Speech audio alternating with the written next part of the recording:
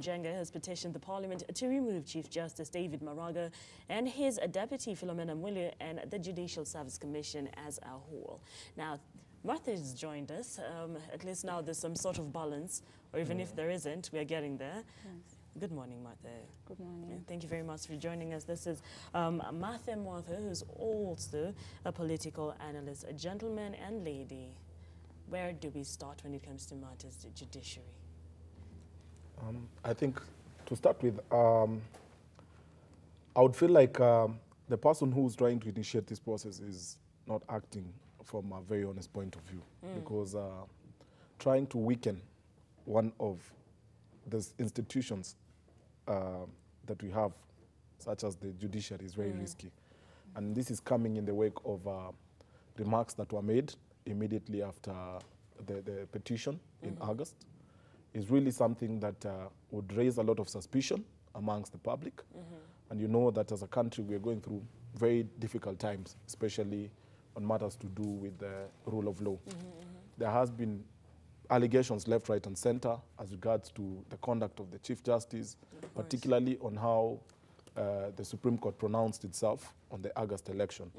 I think that should not be a priority. Anybody thinking along those lines, and I think the grounds for even removing even just one member of a Judicial Service Commission are there, are provided for in the Constitution, and it has to have something to do with serious violation of Chapter 6.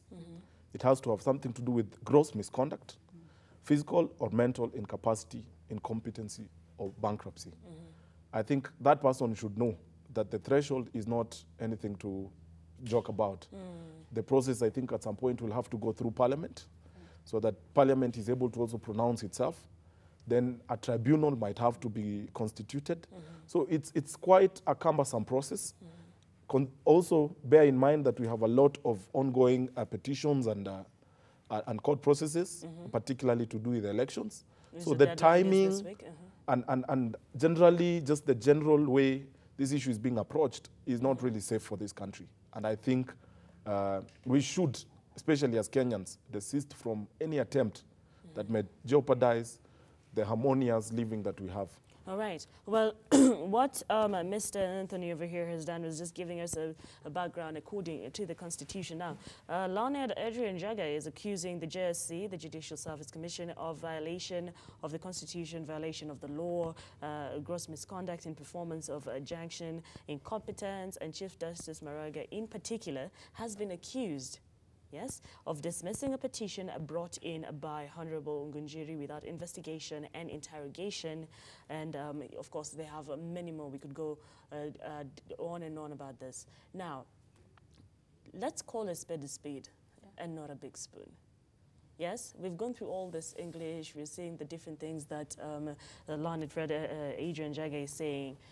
Bring it down to layman's terms. What is going on? It's a whistle of a madman in a market. That's what is going on. What Adrian is doing is not premised on any law. The institution that he has first resorted to does not have that inherent mandate to even instigate the process of removal of the JSC.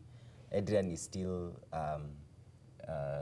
wallowing in the political past. He's not yet moved on to now better things like the economy and stuff like that. And so it's a petition that is dead on arrival.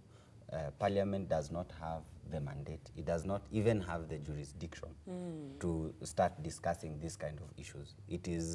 It's almost like what Adrian is trying. He's trying to climb a tree from the top, you know, coming down. His premises, as Anthony has said, are also non-existent. They are not premised on any law. They are not hinged on the Constitution. They are not hinged on statute. Just wasting of people's time. Yeah. All right, Martha. Okay, I want to agree with the two gentlemen. Adrian seems to be taking this from a very bad faith point.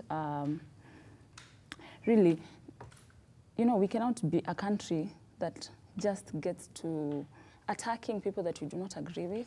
If you do not agree politically, you just get into like removing that person so that you can insert a person that will just say yes to everything that you do. And I think what Adrian is trying to do is to create space for a person who bends on the side of the political divide that he supports to be inserted, you know. And I think, of course, I think I do not agree that that the parliament is not mandatory the same, because I think they're the ones who are supposed to first of all pass and as petition the president to allow for the tribunal to be created so that the JSC and Maraga can be investigated.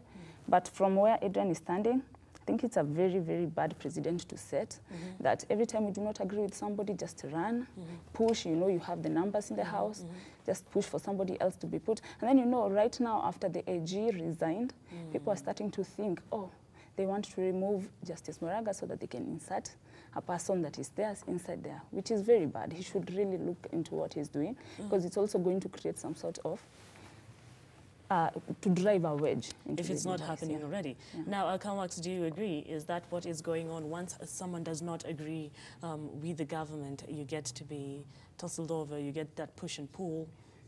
You know, in this country, sometimes you even wonder, because first of all, look at it from this perspective. First, the Gujiri thing started immediately after the nullification of the elections. Then Tuju wrote a letter, again, attacking the same president for the judiciary. Now, if collectively you put this in order, this tells you that the dismantling of the JSC and also the fixing of the judiciary, it has just actually started because all the commissioners, starting from, they have been targeted, the CJ, the DCJ, the judge, Warsame, they talked of Muchelele, Magistrate Ominde, and even the representatives of Professor Ojenda and Mercy Deche. Now, the government has gone overboard, because this shows that there must be something that the common man does not see from the lens. It looks like either there is something we are being prepared for that, to me, looks like this thing is taking Kenyans into maybe the presidential term limit, so that you disrupt everything within the judiciary, bring everybody that is loyal to you, you can twist, you can button, and then at the end of the day, you don't talk of a parliament that does not even do anything for this country that is tangible. Everybody today is like executive controlling them from top, bottom up. So when we reach to the level whereby the institutions that we are supposed to be putting our trust and confidence over are all being controlled by some given characters, then there is nothing good for this country now. But one thing that we need to understand, and more importantly, is about the time that the elections were nullified. The president himself said that we are going to deal with them. Yes. That was the statement. And so, Maraga mercilessly upheld, the sham elections, the pseudo, the total failure and total complete wastage of Kenyan money over the 26th election. By that time, he knew very well that, he will be the target. So he need not to regret it, because he was the target. So by doing all this, the opportunity to defend themselves will no longer be there, because already the JSC has already been done what? Has been compromised. So that means from all this, to remove Maraga, the way we are talking on a gentleman's language, whereby we can talk of that law to work. But in real sense, if that is the target, then automatically it's a way of preparing them. Even if that will not happen, but already there is cold water that has been poured on you. Do you think you will work as a competent leader? Do you think you will give Kenyans that confidence and trust within the institution? The answer is no. So it is high time now we say that don't attack these given independent institutions. Leave them to work for this country, so that we can feel that this is a country that can serve everyone. Yeah. But if you get back into now everybody that does not agree with you, the only thing you see is about to eliminate them, to actually compromise them, or maybe to suppress them. That cannot give a solution to any problem. Don't each and every time think that everybody must always read the same script as yours. But if we don't actually get into that level whereby we are all going to agree, then I can tell you the fabric of this country has been torn, and we will actually be giving it so many patches, so we are going to lose the entire fabric.